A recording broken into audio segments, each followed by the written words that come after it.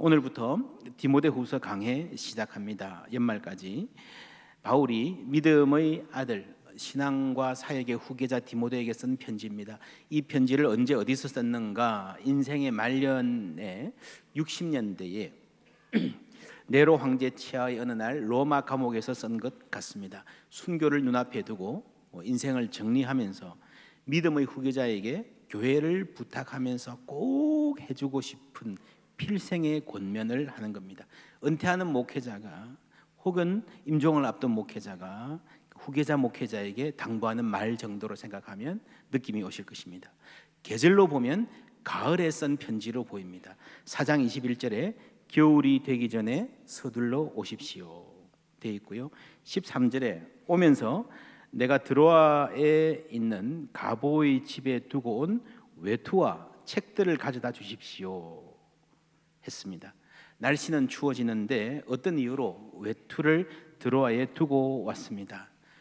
변변한 옷이 없어 떨고 있는 바울의 모습, 더 추워지면 힘들 텐데 하면서 편지 쓰는 모습을 상상해 볼 수 있겠습니다. 이 편지를 쓰는 바울의 상황도 외로운, 마음이 추운 상황이었을 겁니다. 사장에 보면요, 데마는 이 현세를 사랑한 나머지 나를 버리고 데살로니가로 가버렸습니다. 그리스게는 갈라디아로, 디도는 달마디아로 갔습니다. 오로지 누가만 나와 함께 있습니다. 내가 첫 재판에서 변론할 때 아무도 내 곁에 있지 않고 모두 나를 버리고 떠났습니다. 우리는 디모데가 바울의 후계자다, 신약 성경의 절반을 쓴 대사도의 후계자다 그러면요, 수많은 제자들 중에, 그 후보들 중에 고르고 골라서 모셨겠지, 그렇게 후계자로 뽑힌 사람 아닐까 하는 상상을 합니다. 경쟁률 치열했을 거야.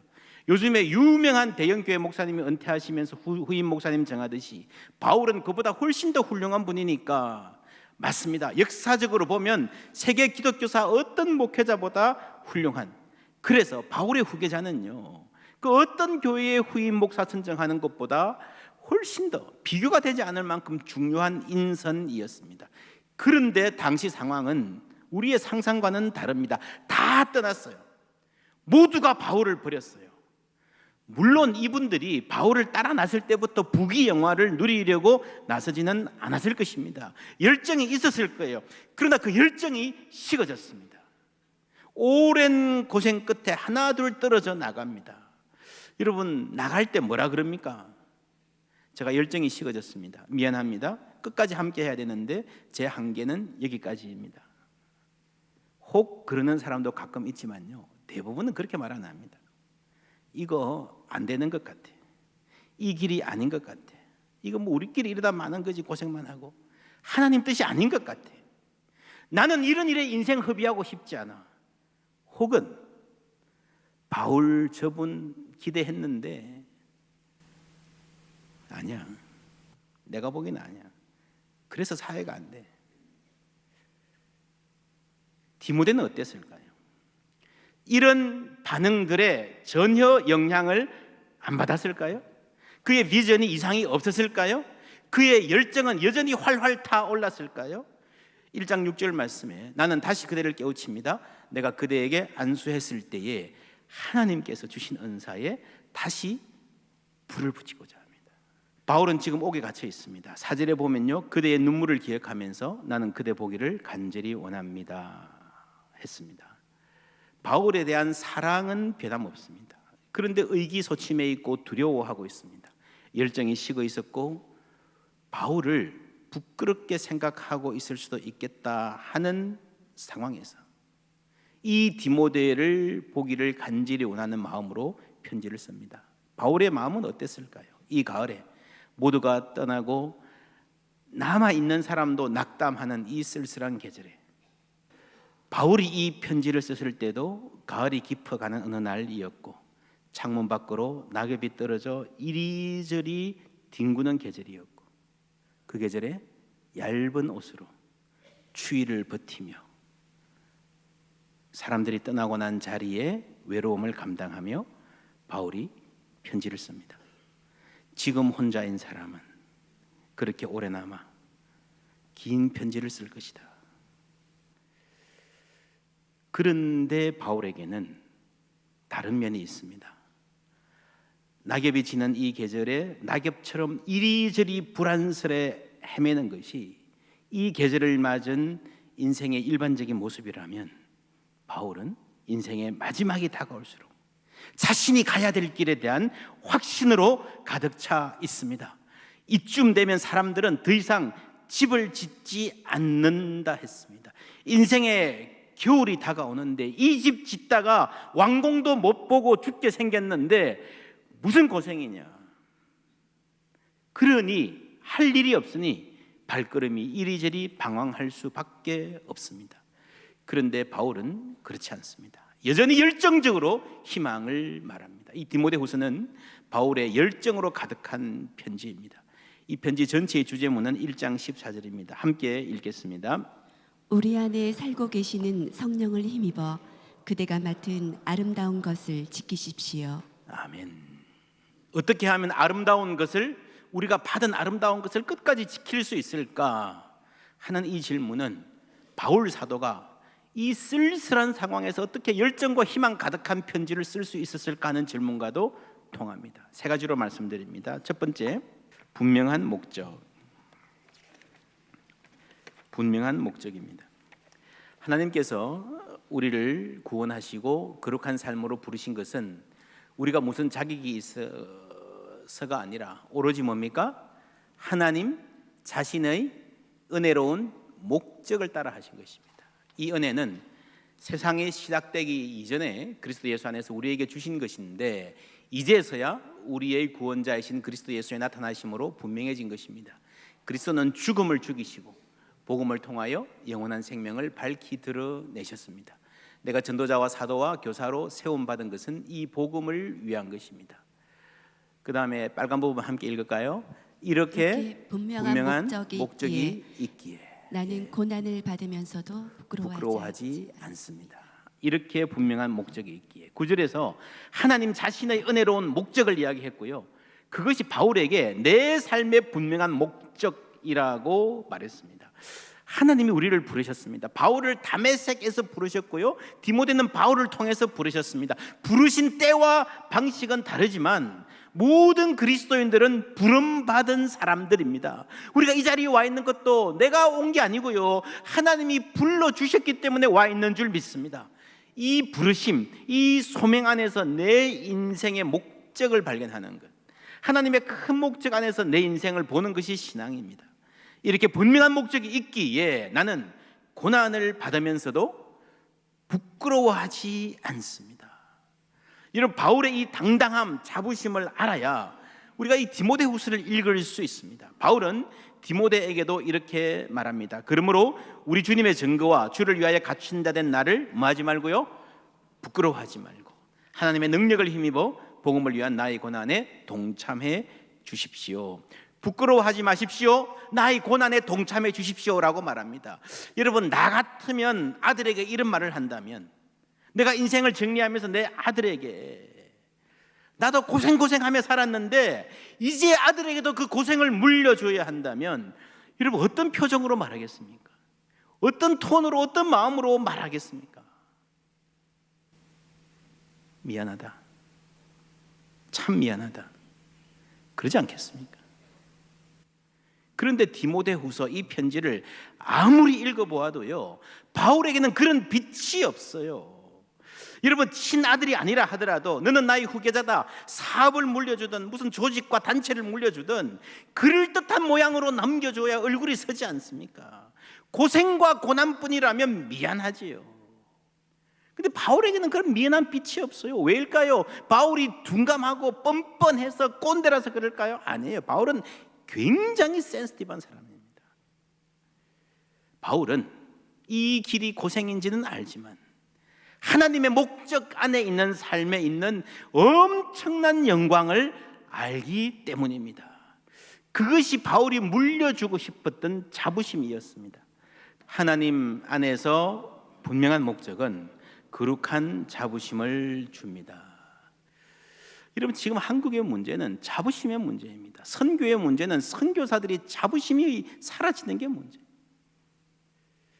교육 현장 마찬가지입니다. 지금 한국 교육의 문제, 뭐 수시냐 정시냐 뭐 복잡하게 말이 많은데요. 저는 한국 교육의 가장 큰 문제는 여러분 교육은 인격과 인격을 통해서 되는 겁니다. 교육 현장에 있는 선생님들이 자부심을 갖고 학생들을 가르치지 못하는 상황. 여러분 사회적으로 보면요, 선생님들 참 부러워하는 좋은 직업입니다. 근데 지금 한국에 있는 선생님들 만나보면요, 다는 아니지만 상당수가 자존감이 바닥이에요. 그래서 무슨 교육이 되겠습니까? 여러분 아이들을 가르치고 돌보고 그 눈을 띄워주고 미래를 열어주는 일이 얼마나 영광스러운 일입니까? 교회 학교 교사는 말할 것도 없습니다.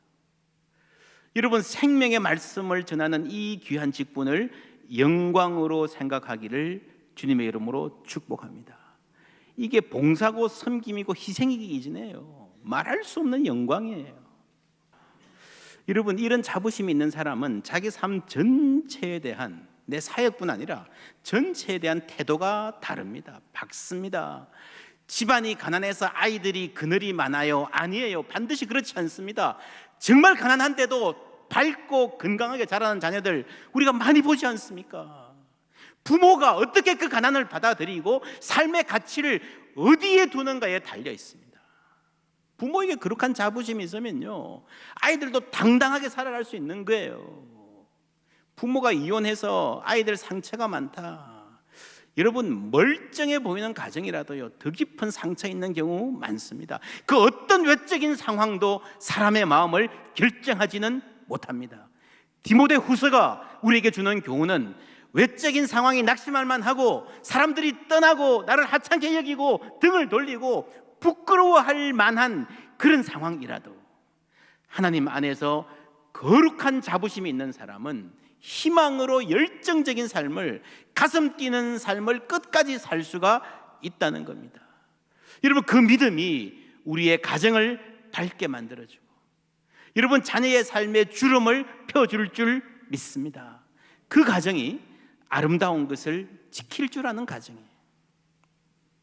우리가 갖고 있는 이 아름다운 사랑과 믿음 지키는 가정 되기를 바랍니다. 바울이 부끄러워하지 않을 수 있었던 두 번째 이유, 우리가 아름다운 것을 지킬 수 있는 근거 두 번째는요, 든든한 신뢰관계입니다. 든든한 신뢰관계. 바울이 말합니다. 이렇게 분명한 목적이 있기에 나는 고난을 받으면서도 부끄러워하지 않습니다. 나는 내가 누구를 뭐 하는지 신뢰하는지, 나는 내가 누구를 신뢰하는지 잘 알고 있기 때문입니다. 할렐루야. 또한 그분께서 내게 맡기신 것을 그날에 이르기까지 지켜주실 수 있다는 것을 나는 확신합니다.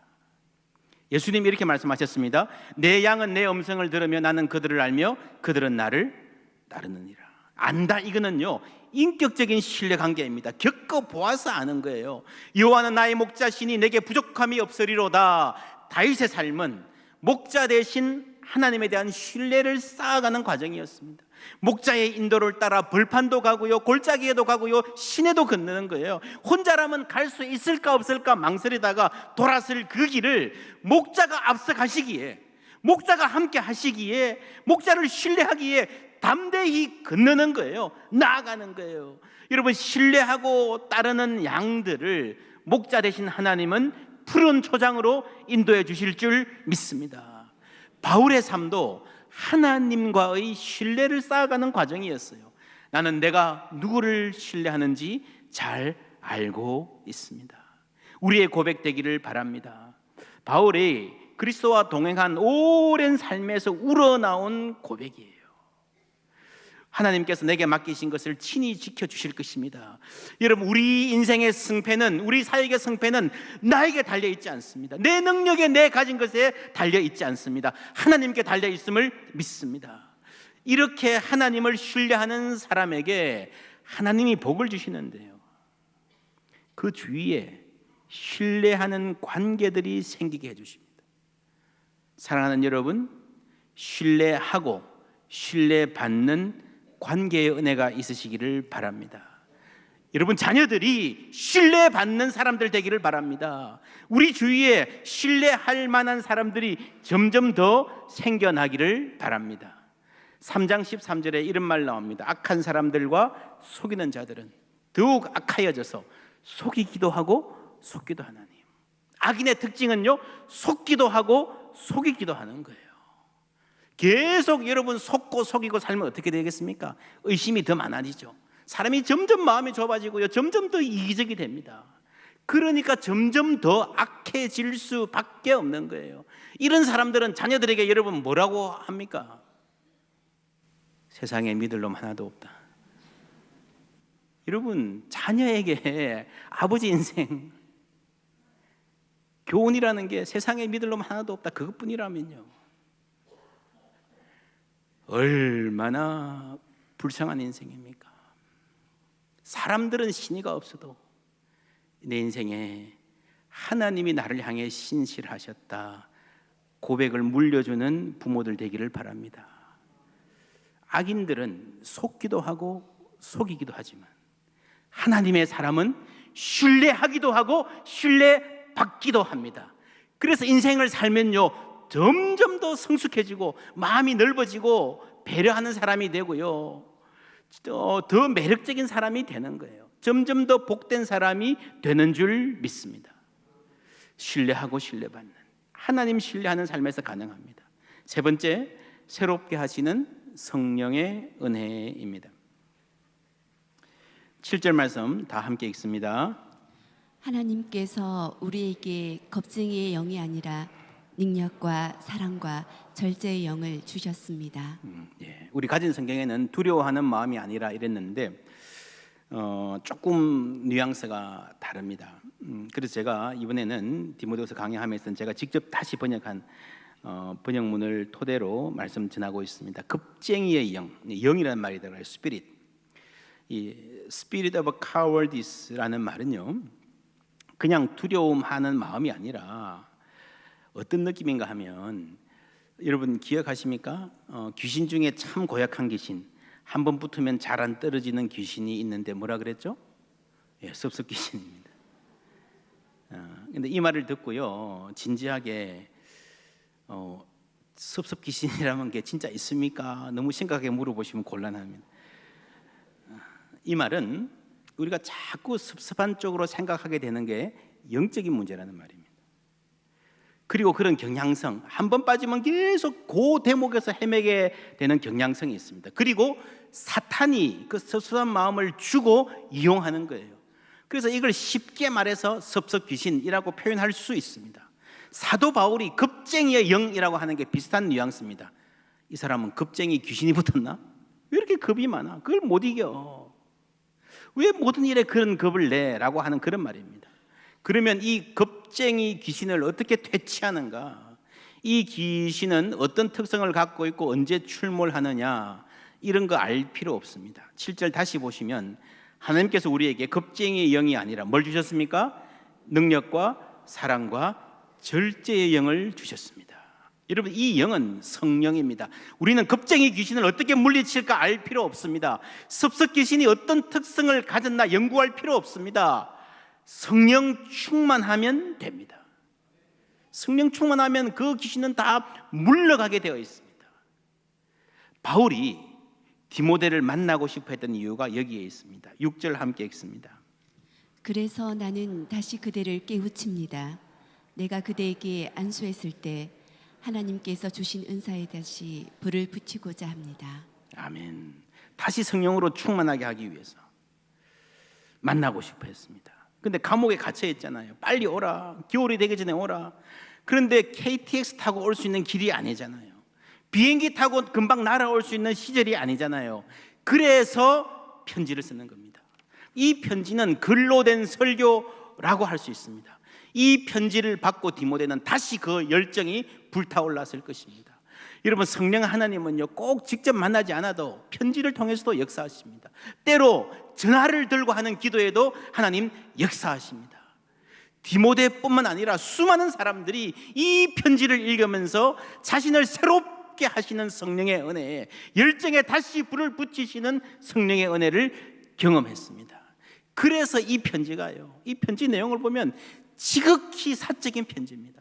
빨리 와, 옷 좀 가져와, 그렇잖아요, 그죠? 옷 좀 가져와, 올 때 장 좀 봐와, 뭐 이런 거잖아요, 그죠?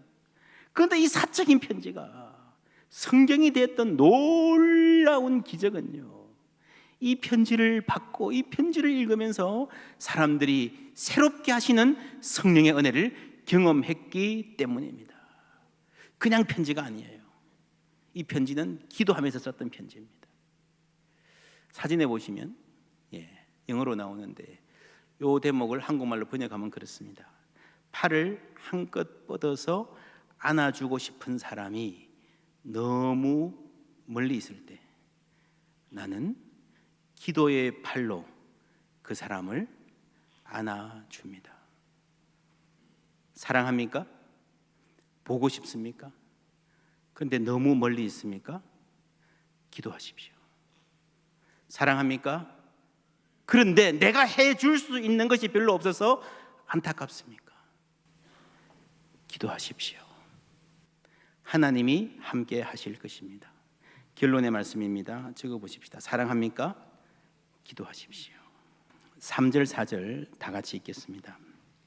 나는 조상 때부터 깨끗한 양심으로 섬겨오던 하나님께 감사드리고 밤낮으로 드리는 내 기도에서 끊임없이 그대를 기억합니다. 그대의 눈물을 기억하면서 나는 그대 보기를 간절히 원합니다. 만나면 얼마나 기쁠까요? 지금 디모데는 바울을 위하여 울고 있습니다. 바울도 디모데를 걱정하고 있습니다. 바울과 디모데가 만난다면 눈물과 눈물이 만나는 것입니다. 여러분, 눈물 더하기 눈물은 뭘까요?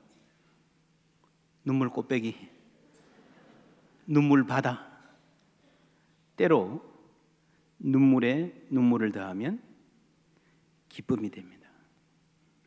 그 눈물 안에 진실한 사랑이 있을 때에 하나님이 그 사랑 위에 은혜를 부어주시기 때문입니다. 이번 꿈너머의 꿈을 통하여 하나님 소중한 비전을 주셨습니다. 아무도 혼자 울지 않는 교회. 이 세상을 살아가는 동안에 우리에게 울 일이 참 많습니다. 지난 주간에도 어떤 일로 눈물로 밤을 지새우신 분들 우리 가운데 계실 것입니다. 우리가 그 모든 사정을 다 헤아리고 그 어려움을 다 풀어줄 수는 없지만 우리는 함께 울어줄 수 있습니다. 하나님의 사랑이 우리 안에 거한다면 눈물 더하기 눈물이 눈물 바다가 아니라 기쁨이 되고 소망이 되는 은혜가 있을 줄 믿습니다. 우리 교회에, 우리 가정에 가장 아픈 일을 통해서 가장 아름다운 일을 이루어 가시는 하나님의 은혜가 함께 하실 것입니다. 그래서 바울이 이 가을에 순교를 앞두고 쓰는 편지였지만 많은 사람들이 자신을 버리고 떠나가는 쓸쓸한 계절에 쓴 편지였지만 그럼에도 불구하고 희망과 열정이 가득했듯이 우리 인생을 통해서 써내려갈 이 이야기에도 하나님이 전하시는 희망과 기쁨이 가득 담기기를 주님의 이름으로 축원합니다.